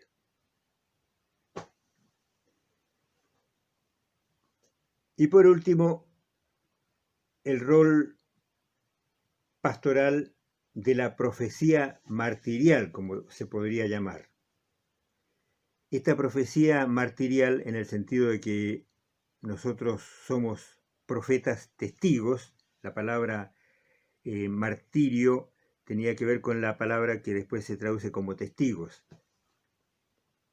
No es que tengamos que morir, no tendríamos que ir a morir infructuosamente, sino que nuestra vida asume, en cuanto rol profético, un sentido martirial. Esto incluye la denuncia social, comunitaria en nuestra pequeña comunidad, pero también estructural, apuntando a los problemas grandes y estructurales que vive nuestra gente y nuestro pueblo. Y en esta profecía martirial, yo diría, siempre tenemos que ir mezclando cal y arena, crítica por un lado y solidaridad por otro lado. Comprometidos con la transformación del mundo, pero comprometidos también con la construcción de espacios fraternales. Juan Luis II ha hablado de minorías proféticas, y también Paulo Freire, en su pequeño librito editado por el Consejo Mundial de Iglesias. Minorías proféticas que resisten, pero que también curan. Y en ese sentido yo quisiera volver a la famosa parábola de una comunidad africana que después tiene varias versiones. Una de ellas es la que escribió Leonardo Boff en el librito que se llama La parábola del águila y las gallinas. En esa parábola, que parte de una experiencia real, de un aguilucho que se cae del nido allá en los roqueríos altísimos, y cae y llega finalmente al valle, toda destrozada, con una pata rota, con los ojos casi enceguecidos, y que pasa un campesino y la recoge, la levanta y se la lleva y la pone donde tienen las gallinas, en esa pequeña granja.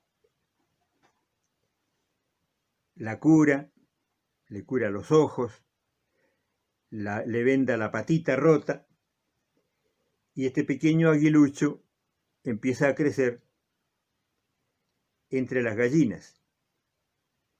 Corre como gallinas, da saltitos como gallina. No creo que haya podido cacarear como gallina, pero vive y crece entre las gallinas. Hasta que pasa un experto en aves, la mira y dice, ¿qué hace esta águila acá? Y esta es una de las águilas que vuelan más alto, que tiene una vista increíble, que desde las alturas puede salir y cazarse una liebre, porque tiene una vista enorme, de enorme potencia. ¿Qué hace esta águila acá? Y el campesino le cuenta la historia, y entonces este hombre experto en aves decide, esto no puede ser. Y se sube a una muralla y la quiere tirar y casi se mata la pequeña, el águila, y al caerse insiste y se la lleva al techo de la casa. De nuevo, no pasa nada. Y finalmente decide llevársela arriba, al cerro.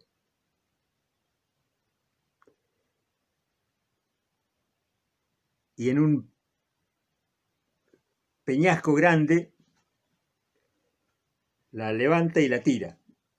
Y el aguilucho, no era ya un aguilucho, era una águila, se equilibra precariamente y después finalmente extiende las alas y vuela y vuela y vuela y se va.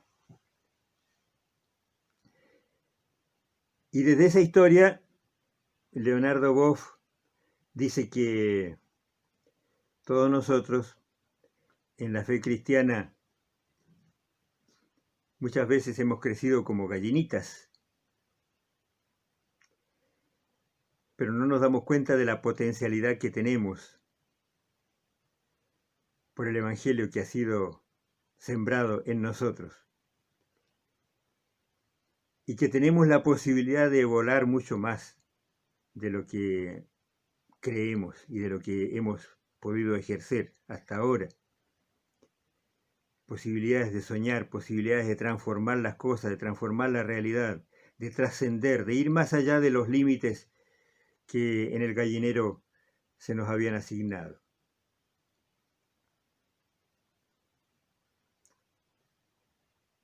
Esto es mirado desde la perspectiva de las águilas. Pero también hay que valorar, dice Leonardo,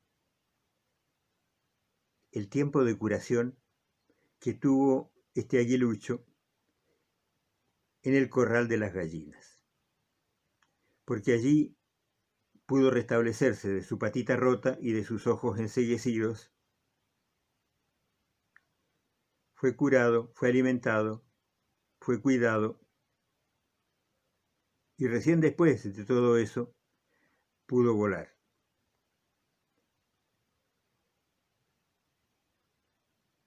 Así también nosotros, concluye Leonardo Boff, dice, nosotros tenemos que valorar el espacio del cuidado fraternal, del cuidado cotidiano en la pequeña comunidad creyente. Porque tenemos muchos hermanos y hermanas malheridos, doloridos, quebrantados. Y de repente nos puede pasar a cualquiera de nosotros.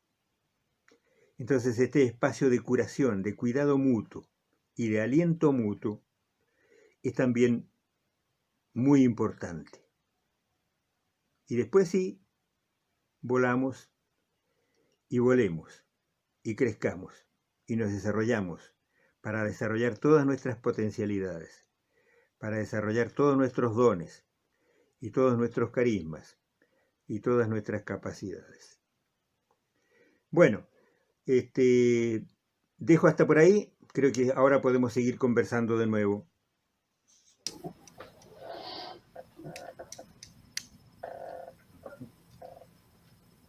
Apagar la luz y vamos a dormir, ¿eh? Ya está. Sí, quedaron así, Pero anonadados. fue una liturgia. Sí, bellísima historia además. Con lo que nos cuesta volar. Sí.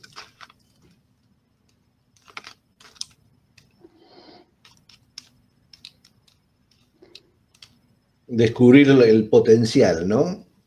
Ujú.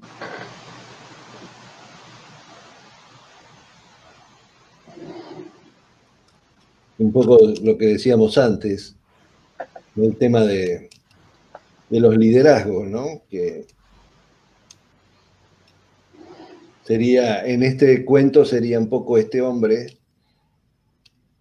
que curó y ayudó a volar a ese aguilucho que por ahí si no lo tiraba desde el peñasco, no terminaba sus días entre las gallinas, ¿no? Con lo que significa también futbolísticamente, una catástrofe. Y también lo del cuidado, ¿no? ¿Eh? Y también valorar el cuidado, digo, esa otra arista Sí. también. Liliana creo que quería hablar. Lili, ¿vos querías decir algo? Sí, me quedé absolutamente prendada de esta parábola que contó Guido y pensaba en la responsabilidad que tenemos los que estamos ayudando en tener en cuenta que no es solamente dar un bolsón o una caja, sino interesarnos por la persona que la damos,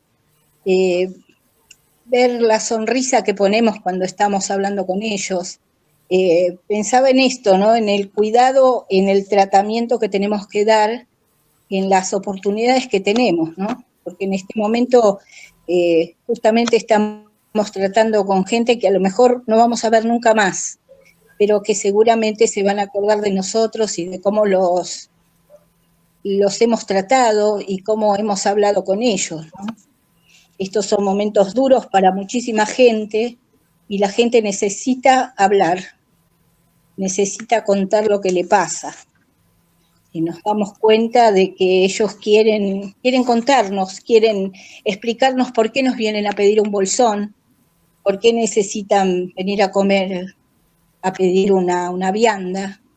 Y en esto pensaba, ¿no? En cuál es la responsabilidad nuestra de justamente en ese momentito, en ese pequeño tiempo que tenemos con ellos, poder precisamente darles esa calidez que necesitan, aunque sea un poquito. Y si quieren volver, que vuelvan, ¿no? Eso estaba pensando.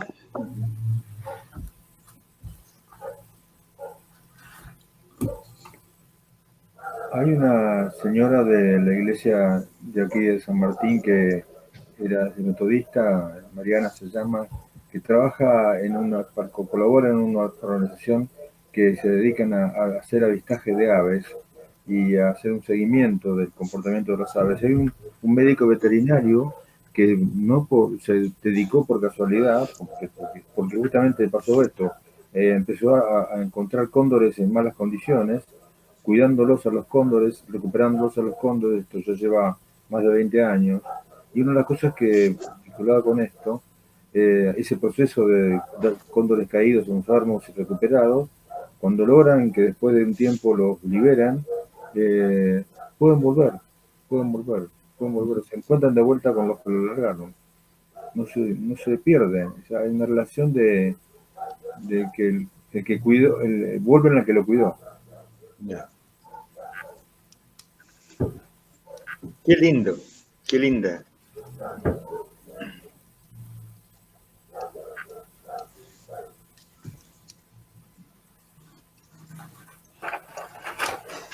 Sí, Enrique, quiere. ¿Qué tal, hermanos? ¿Cómo les va? Buenas noches. Una vez escuché que algún líder dijo que la comunidad es el hospital para el alma. Y con el tiempo me di cuenta la razón que tenía, en que no toda esa responsabilidad de ser el doctor del hospital cae sobre los líderes, sino sobre los que son sanados por esos líderes también. Porque ellos también tienen que reflejar la salud que Dios en alguna oportunidad también es el que les dio. Y a veces eso es una una prerrogativa que muchos se creen que la tienen en sus manos y que la manejan a su gusto. La idea del pastorcentrismo, sí, para mí es completamente negativa y nos atrasa mucho. Nos hace pensar en el antiguo profeta, que era el que señalaba y decía lo que Dios le estaba mandando con el pueblo. Creo que la tarea es diversificadora y que todos somos, así como todos hablamos y pensamos teología, creo que todos somos sanadores de esa sanidad que nosotros recibimos en una oportunidad, cuando nos sentimos mal o cuando nos han pasado cosas y estábamos bastante caídos, como el águila lastimada. Así que tenemos que reflejar un poco ese culto a la salud que nos dio Dios, en definitiva. Y como el mismo Pablo le dijo, que somos embajadores de Él aquí. Y es la representación que hacemos. Por eso cuando la hermana creo que la hermana de Paraná, que habló respecto a la falsa moral, y eso nos juega demasiado en contra, pero nos atrasa muchísimo. Yo sigo un poco con el pensamiento de que nos falta ayornarnos a muchas cosas, inclusive al tema que tratamos en el punto anterior, en el comienzo de la reunión, el tema de la homosexualidad y cómo la Iglesia va recibiendo eso, y que sabemos que en la antigüedad eso era un pecado, pero hoy es una cuestión de elección. Si no cambiamos esa manera de pensar y esa forma de ver del siglo XXI, no vamos a ir caminando hacia adelante. Porque no vamos a avanzar, porque estamos atrasando. Nos tenemos que ayornar, tenemos que cambiar nuestros pensamientos. Y un poco esa sí es la tarea del liderazgo. A veces se confunde el pastorcentrismo con un líder que tenga cierto magnetismo y que no quiera ejercer una dominación, si esa es la palabra correcta, ¿no? Sobre la congregación. O sea, hay límites que son muy, muy difusos, muy difusos. Yo he conocido gente con mucho magnetismo personal que realmente ha ejercido su influencia, pero porque es así, no porque lo ha querido. Y hay otros líderes que se acomodan, se acobachan de alguna manera y siguen el mismo camino que la Iglesia venía marcando hace 50 o 60 años.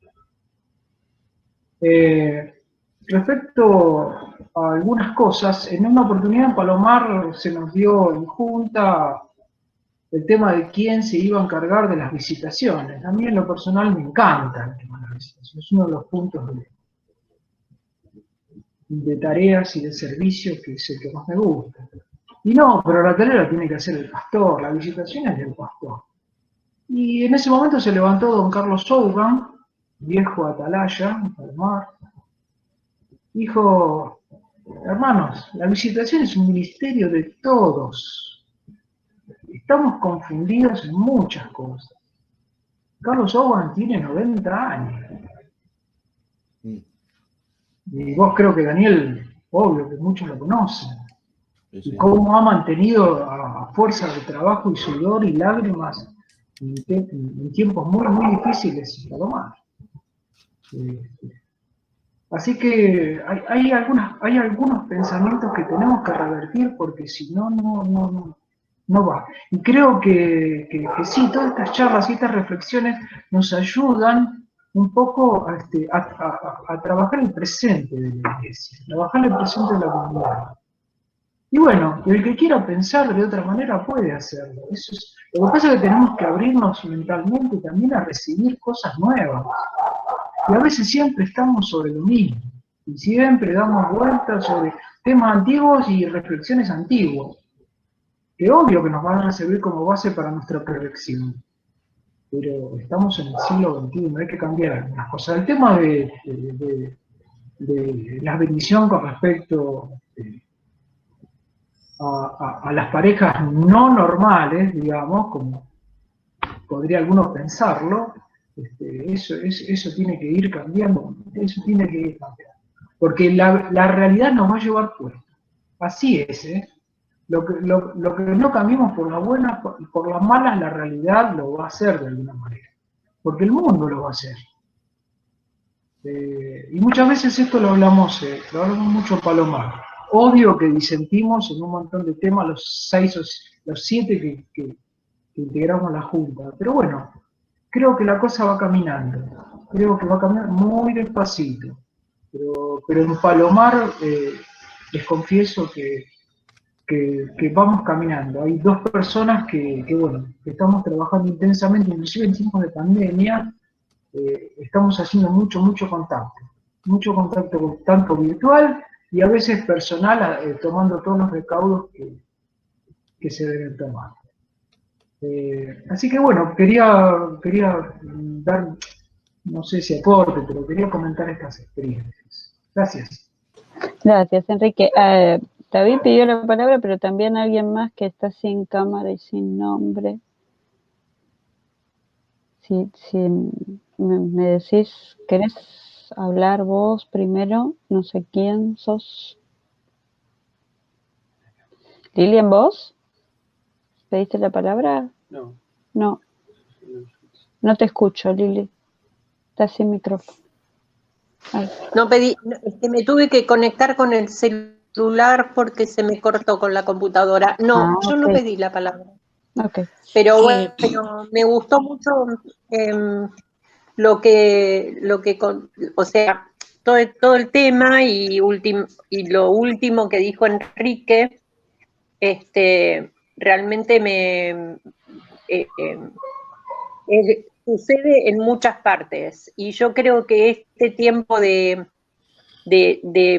aislamiento ha dado para hacer una visitación telefónica por WhatsApp, por Zoom, por el medio tecnológico o técnico, porque a veces hasta con teléfono fijo. Ha sido una gran oportunidad esta, porque todos visitamos a todos. Por lo menos en nuestra comunidad está sucediendo eso. Así que bueno, damos gracias a Dios por los medios que nos pone a la mano para poder estar en contacto. En contacto con hermanos que son de la comunidad y con hermanos con personas que no son de la comunidad. Claro.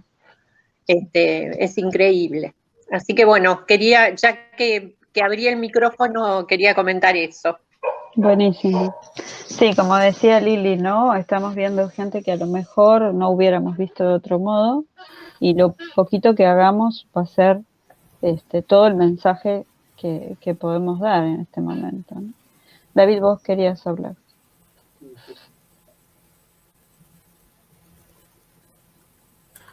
No, en función de lo que estaba comentando Enrique, que veníamos hablando también en los momentos anteriores, yo creo que por más que muchas veces nos resulte más fácil hablar de iglesias hermanas, como es el caso de la Iglesia Católica y su estructura verticalista, porque es como que un extremo, y el magisterio, nosotros también tenemos ciertos vicios que no hemos superado.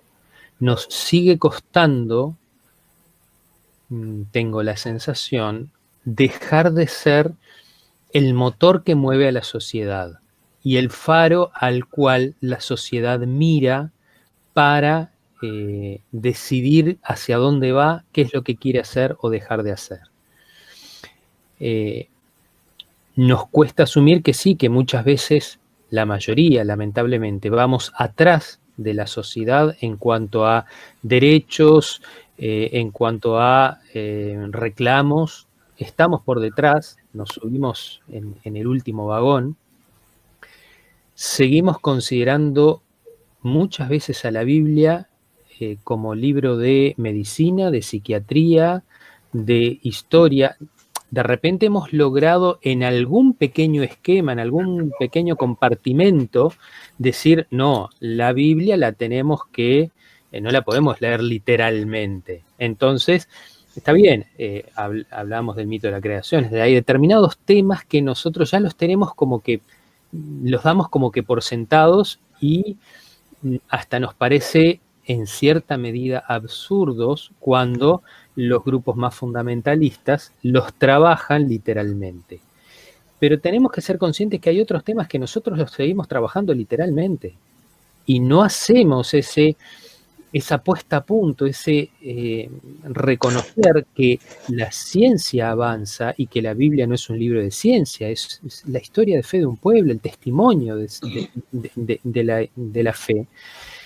Y la consideramos desde una perspectiva absolutista, y esto es algo muy personal. Yo siento que a veces, lo digo así de manera muy bruta, hemos movido el magisterio de un grupo, de un corpus que hay, a un relato que muchas veces lo analizamos literalmente y del cual no hay posibilidad de discutirlo de otra forma. Daniel lo comentaba hoy con respecto, en su momento fue el divorcio y el nuevo matrimonio. Al día de hoy se da con los grupos homosexuales, lesbianas, pero se da con muchos otros temas más. Está bien, reconozco y valoro que como iglesias que surgen de la Reforma, tenemos la capacidad de, aunque más lento, ir avanzando.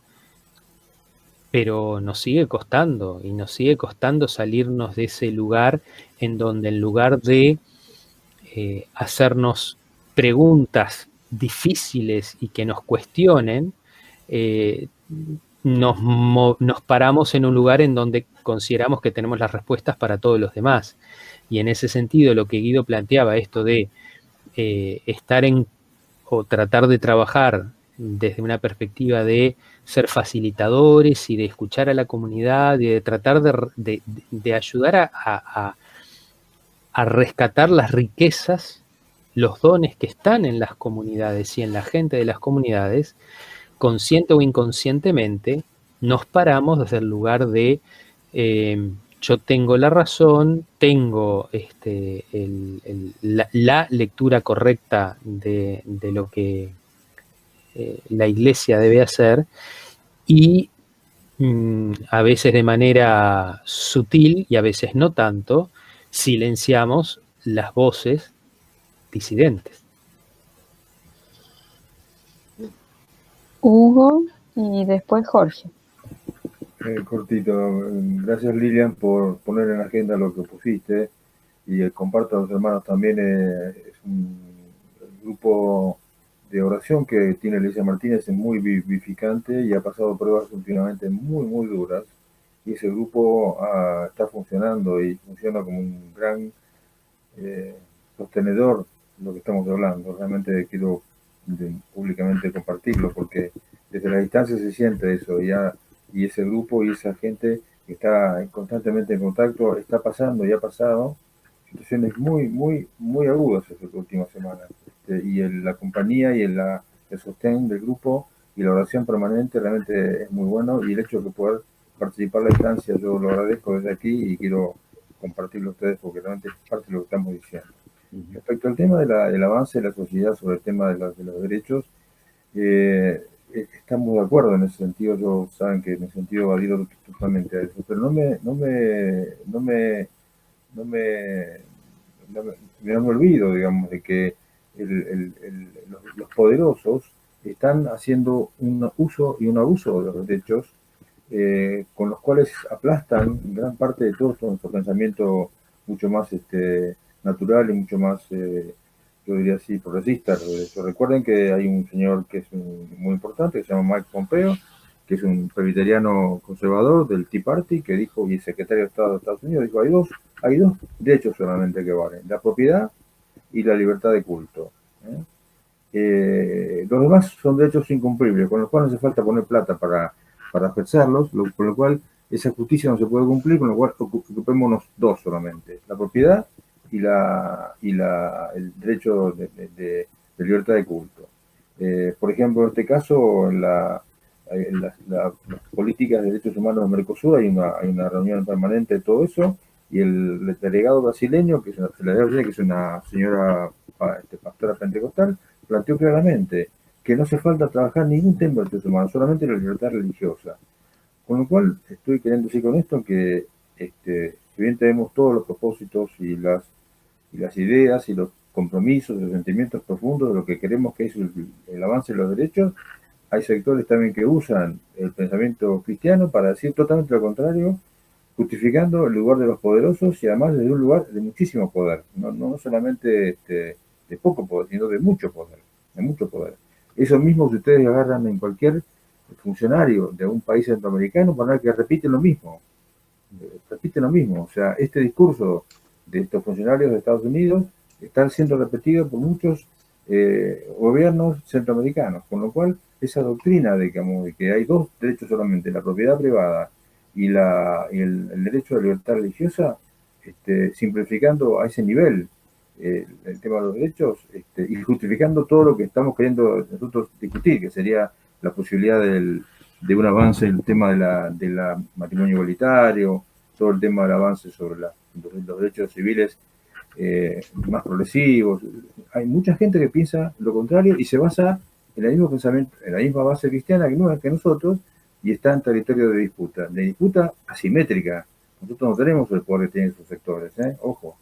Entonces, creo que valorar también lo que los grupos que no son demasiado grandes, pero que tenemos compromiso en esto adelante, valorar eso justamente, porque es una forma comprometida de llevar adelante causas nobles, causas profundamente humanas, causas profundamente evangélicas, como lo dice el texto de Guido, ¿no? Profundamente liberadoras, ¿no es cierto? Y que creo que es un camino largo. Yo creo que a veces es como alguien decía, somos como velitas prendidas en la noche en el desierto, digamos. En muchos lugares que hay mucha oscuridad, la iglesia pone ahí una velita que trata humildemente, no como un faro, sino como una velita que trata de iluminar, de contener, de cobijar, de dar calor a un grupo de gente, sabiendo que también está luchando con poderes muy grandes, ¿no? David me hizo acordar un dicho de mi papá. Mi viejo decía, ¿me escuchan? ¿Me escuchan? Sí. Mi viejo decía, sí, te escuchamos. La mejor fábrica que fabricaba los látigos para caballo se quebró cuando Ford inventó el automóvil fabricando los mejores látigos para el caballo. Y eso es lo que muchas veces yo veo que pasa en nuestras comunidades, que seguimos fabricando látigos para caballo y el auto nos pasa por encima. Hay muchas teologías que tienen algunos hermanos que son, como la que decía recién el hermano, conservadoras, difíciles, si se quiere hasta como eran antes los médicos. No sé si se acuerdan cuando vos ibas al médico, te daba la pastilla, pero ¿qué tengo, doctor? Vos tomá esto. Entonces no tenemos ese compromiso de ver el cambio. Una amiga nuestra fue a visitar a la hija en Alemania hace un tiempo. Y la piba le dijo, mejor andate a un hotel, mamá. Entonces la mujer le dice, ¿pero por qué? Y porque yo estoy en pareja. Y bueno, yo te la quiero conocer. Bueno, lo cierto es que conoció a la pareja de su hija, que era otra chica. Y bueno, se sorprendió, es una mujer de mi edad, la madre. Y la chica bueno, en un diálogo franco que tuvieron, le dijo, mira, yo no sabía que eras lesbiana. Y la piba le dice, ¿por qué me catalogás, mamá? Yo no... Hoy pinta mujer, mañana Dios dirá. Y si no somos capaces de interpretar estas señales de los tiempos, quedamos fuera de, por decirlo de alguna manera capitalista, fuera del mercado. Es un desafío muy grande el que nos propone el Señor. El Señor tocaba leprosos. El Señor se juntaba con pobres. Cuando la ley mosaica decía que había que juntarse con los sanos y había que juntarse con los que tenían dinero, porque la bendición era el dinero. Esa era mi acotación nada más.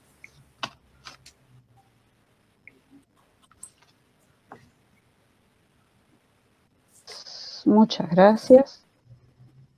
Si nadie tiene más preguntas, comentarios, bueno, vamos a dejar que Guido cierre esta clase preciosa y bueno, toda esta serie de clases. La verdad que nosotros queremos agradecerte, Guido, que nos hayas acompañado. Estas 3 clases fueron preciosas y despertaron muchos temas que están ahí, que tendremos que profundizar en algún momento más adelante seguramente. Así que, bueno, te dejo la palabra.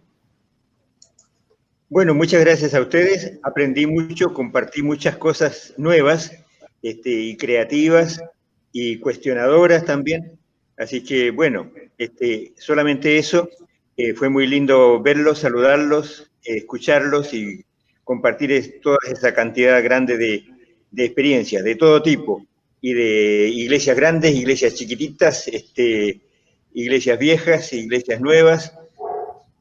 Creo que ha sido muy, muy enseñador, muy demostrativo. Nada más que eso, y nos seguimos viendo. Yo voy a seguir participando en las otras 2 jornadas que quedan todavía de este curso, así que bueno, nos vamos a seguir volviendo a ver. Muchas gracias, que el Señor los cuide, los bendiga. Muy bien, buenísimo. Nos quedamos re contentos de que sigas con nosotros y nosotras, nosotros, y Carmen también. Sí. Les quiero recordar antes de despedirnos que mañana tenemos un seminario de estos que hemos pensado. En este caso se trata de la educación frente a los desafíos de la pandemia. Se los recomiendo mucho. Después les voy a mandar el link para que puedan entrar. Y la semana que viene empieza un curso sobre justicia ambiental. Es uno de los temas de la gran parroquia, es un tema muy importante. Tuvimos un seminario sobre esto, ahora vamos a tener un curso de 4 clases, un curso cortito. Cualquier cosa que quieran saber, averiguar, va a ser con este formato que tenemos acá en el de Pastoral Popular, pero es un curso breve. Es un tema muy importante para las iglesias en este momento, para el mundo, para la humanidad, para toda la creación. Así que, bueno, muy invitadas a participar de ese curso que va a ser los días martes de noviembre. Bueno, muchas gracias por estar esta noche. Un gusto compartir, como siempre, y nos vemos el próximo miércoles. Vamos a hablar de justicia en Pastoral Popular. Muy bien. Saludos a todos. Chao. Cuídense. Bendiciones, gracias. Nos vemos. Gracias.